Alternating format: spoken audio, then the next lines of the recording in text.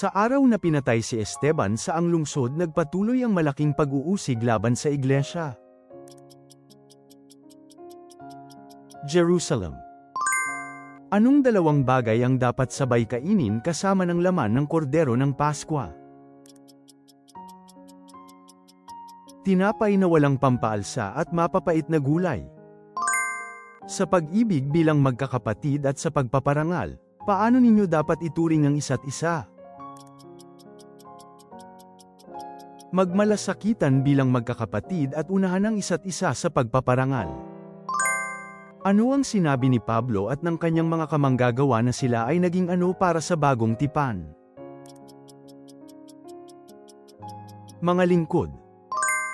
Kailan ipinangako ni Eliseo sa babaeng taga Sunem na magkakaroon siya ng anak? Sa ganitong panahon sa susunod na taon.